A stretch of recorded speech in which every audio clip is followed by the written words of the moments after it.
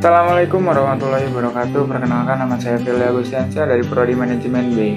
Di sini saya akan memaparkan sebuah materi mengenai mata kuliah bahasa Indonesia. Dalam materi ini saya akan membahas beberapa bab. Yang pertama ada hakikat bahasa Indonesia, yang kedua ada ejaan yang disempurnakan, yang ketiga ada kata dan istilah, yang keempat ada kalimat. Yang pertama langsung saja ke materi pertama, yaitu hakikat bahasa Indonesia. Di dalam bab hakikat bahasa Indonesia ini terdapat sejarah perkembangan bahasa Indonesia. Nah, sejarah ini dimulai dari bahasa Indonesia pada abad 7 sampai pada abad 21. Saya di sini akan menjelaskan hanya beberapa abad saja. Yang pertama, pada bahasa Indonesia pada abad ke-7 sampai 9. Pada awal masa kejayaannya diketahui bahwa di pusat kota pemerintahan Kerajaan Sriwijaya telah berdiri sebuah perguruan tinggi agama Buddha terkenal dengan guru besarnya seperti Dharmapala dan Cakyakirti. Dari kenyataan tersebut dengan mudah dapat diperkirakan bahwa bahasa yang berperan sebagai wahana komunikasi dalam mengatur pemerintahan, termasuk dalam dunia pendidikan dan ilmu pengetahuan ketika itu, adalah bahasa resmi kerajaan atau negara. Para ahli pun pendapat bahwa bahasa resmi yang dimaksudkan itu adalah bahasa Melayu atau bahasa Melayu kuno. Selanjutnya, ada bahasa Indonesia pada abad ke-20. Nah, pada awal abad ke-20 ini tercatat sebagai masa percepatan perkembangan dan peralihan bahasa Melayu menjadi bahasa Indonesia. Nah, peralihan bahasa Melayu menjadi bahasa Indonesia itu sangat pesat. Tentu tidak terjadi begitu saja tanpa faktor penyebab, dan satu yang terpenting diantaranya adalah dinamika pergerakan politik yang dilandasi oleh hasrat yang kuat untuk merdeka. Nah, kemerdekaan itu akan terwujud apabila semua masyarakat bangsa yang terdiri dari berbagai suku bersatu. Untuk itu disadari akan pentingnya alat Indonesia sebagai yang berupa bahasa persatuan dan disajikan milik bersama semua warga bangsa. Satu bahasa di antara sekian banyak bahasa di Nusantara yang dianggap paling layak menjadi bahasa persatuan untuk kebangsaan ketika itu adalah bahasa Melayu. Selanjutnya, bahasa Indonesia pada abad ke-21. Nah, pada abad ke-21 ini terdapat 3 peristiwa yang patut menjadi catatan. Yang pertama, yakni Kongres Bahasa Indonesia ke-8, 9, dan 10.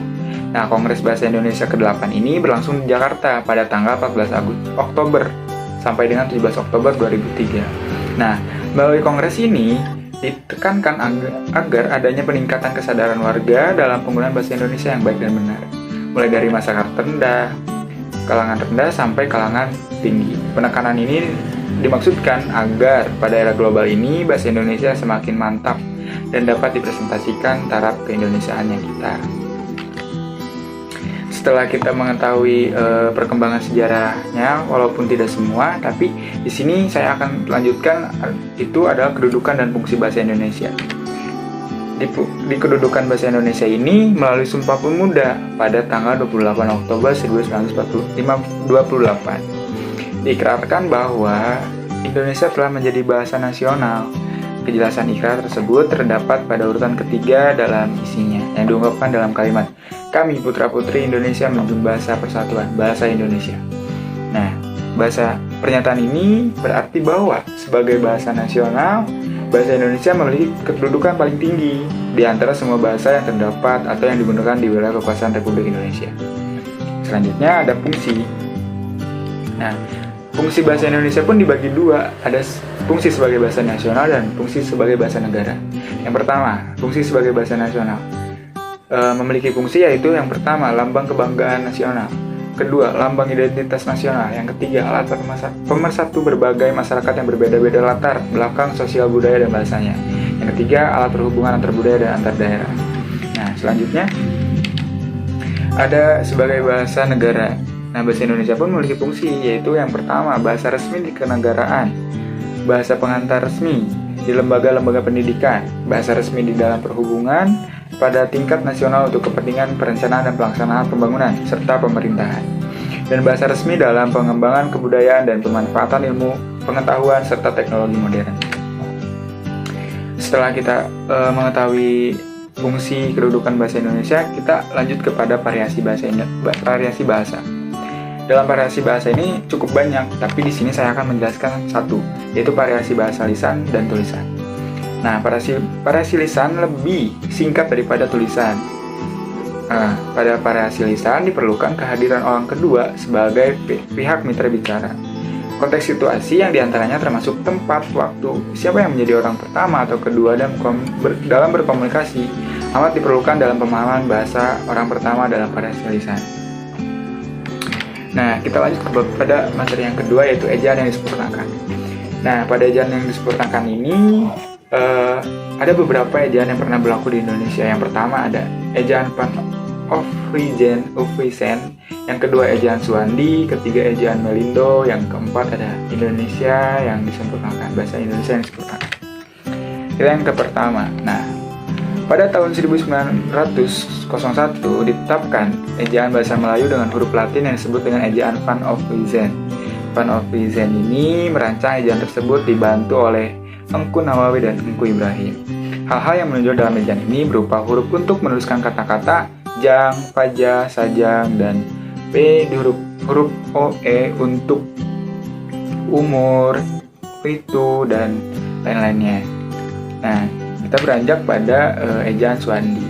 Pada tanggal 19 Maret 1947, ejaan Suwandi diresmikan dan diberikan julukan ejaan Republik. Nah, hal-hal yang menonjol dalam ejaan ini yaitu huruf OE diganti dengan U. Nah, seperti pada kata guru, umur, itu, dan lain-lainnya. Yang kedua, kata ulang boleh ditulis dengan angka 2, seperti anak-anak, berjalan-jalan, ke barat-baratan. Nah, selanjutnya ejaan Melindo. Pada akhir tahun 1959, Sidang Pemutusan Indonesia dan Melayu Slamet Mulyana, Syekh Nasir bin Ismail sebagai ketuanya, menghasilkan konsep ejaan yang bersama yang kemudian dikenal dengan nama ejaan Melindo atau Melayu Indonesia. Perkembangan politik selama tahun-tahun berikutnya antara Indonesia dan Malaysia mengurungkan peresmian ejaan ini. Lanjut ke ejaan bahasa Indonesia yang disempurnakan. Pada tanggal 16 Agustus 1972, Presiden Republik Indonesia meresmikan pemakaian ejaan bahasa Indonesia berdasarkan keputusan Presiden nomor 57 tahun 1972. Departemen Pendidikan dan Kebudayaan menyebarkan buku kecil yang berjudul dengan Pedoman Ejaan Bahasa Indonesia yang disempurnakan sebagai patokan pemakaian ejaan itu. Di dalam materi ejaan yang disempurnakan ini terdapat ada komponen-komponen ejaan. Ada beberapa banyak komponen ejaan. Di sini saya akan membahas yang pertama ada pemakaian huruf. Pemakaian huruf itu meliputi huruf abjad. Huruf abjad itu seperti A sampai Z. Huruf vokal yaitu huruf vokal antara A, I, U, E, O, dan huruf konsonan.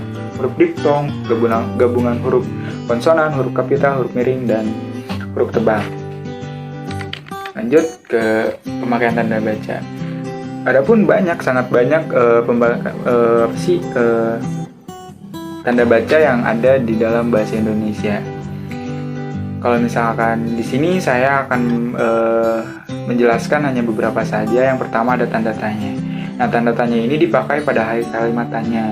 Tanda tanya juga dipakai di dalam tanda kurung untuk menyatakan bagian kalimat yang disangsikan atau yang kurang dapat dibuktikan kebenarannya.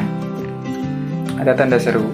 Tanda seru dipakai untuk mengakhiri ungkapan atau pernyataan yang berupa seruan atau perintah yang menggambarkan kesungguhan, ketidakpercayaan atau emosi yang kuat.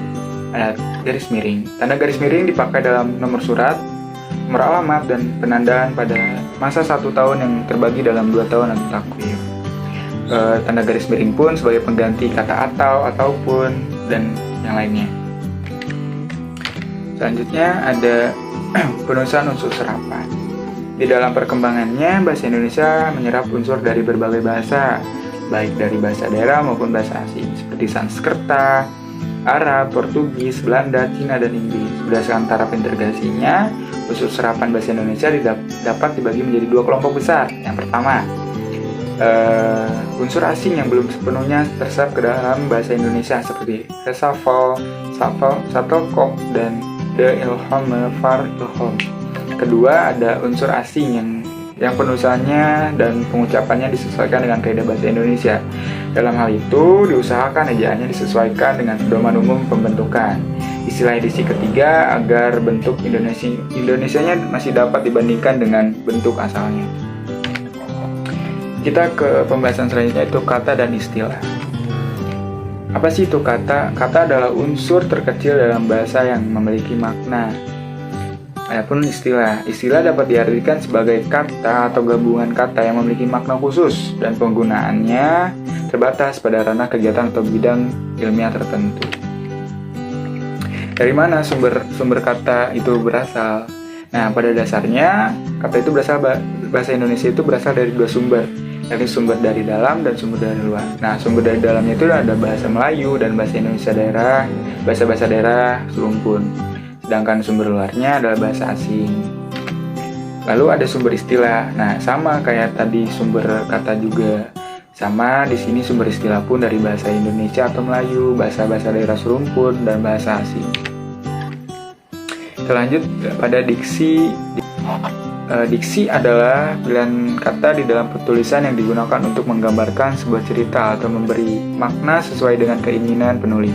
Tapi diksi tidak hanya terbatas pada pemilihan kata saja, melainkan juga untuk mengungkapkan gagasan atau menceritakan peristiwa. Diksi juga meliputi persoalan gaya bahasa, ungkapan, dan sebagainya.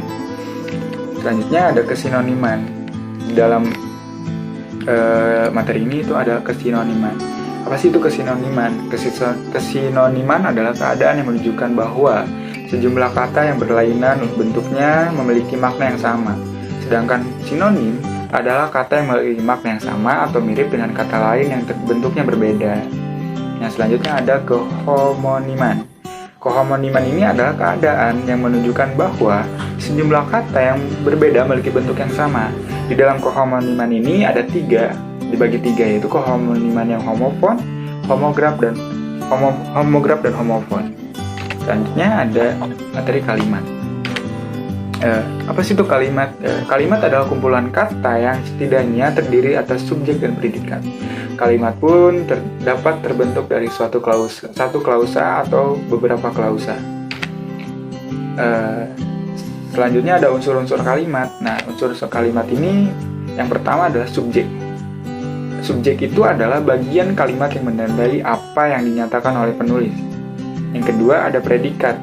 Predikat adalah bagian kalimat yang menandai apa yang dinyatakan oleh penulis tentang subjek. Yang ketiga ada objek. Objek merupakan nomina yang melengkapi verba transitif dalam klausa. Selain itu, kalimat objek juga memiliki arti hal, perkara, atau orang yang menjadi pokok pembicaraan. Yang selanjutnya adalah pelengkap. Kehadiran pelengkap dalam struktur kalimat dituntut oleh predikat berupa verba intransitif pada kalimat aktif. Secara gramatikal, pelengkap berfungsi melengkapi predikat berupa aktif transitif. Nah, yang terakhir ada keterangan. Keterangan ini berfungsi memberikan penjelasan tambahan kepada unsur objek dan predikat. Adapun jenis-jenis kalimat. Jenis-jenis kalimat ini dapat diklasifikasikan ke dalam beberapa jenis. Yang pertama, berdasarkan jumlah subjek dan predikatnya atau jumlah klausanya. Yang kedua, berdasarkan kelengkapan fungsi sintaksisnya. Yang ketiga adalah berdasarkan susunan fungsi sintaksisnya. Selanjutnya di sini saya akan menjelaskan kalimat efektif. Nah, kalimat efektif ini adalah kalimat yang secara tepat memiliki gagasan atau pikiran penulis. Kalimat efektif harus menggambarkan gagasan penulis secara tepat sehingga dapat dipahami secara tepat pula oleh pembaca. Dalam penulisan kalimat efektif pun ada syarat-syaratnya. Yang pertama ada kalimat efektif itu harus gramatikal. Yang kedua, kalimat efektif itu harus lugas. Yang ketiga, ada kalimat efektif itu harus memperhatikan aspek penekanan dan pemfokusan. Yang keempat, yang terakhir, kalimat efektif harus sejajar. Mungkin hanya segitu saja yang bisa saya jelaskan pada kesempatan kali ini. Mohon maaf bila ada kesalahan kata dan kekurangan dan lainnya. Kepada teman-teman semua, jangan lupa like, komen, dan subscribe, dan share kepada teman-teman kalian. Semoga materi yang saya sampaikan ini bermanfaat untuk kalian semua. Mungkin hanya sekian dan terima kasih. Wassalamualaikum warahmatullahi wabarakatuh.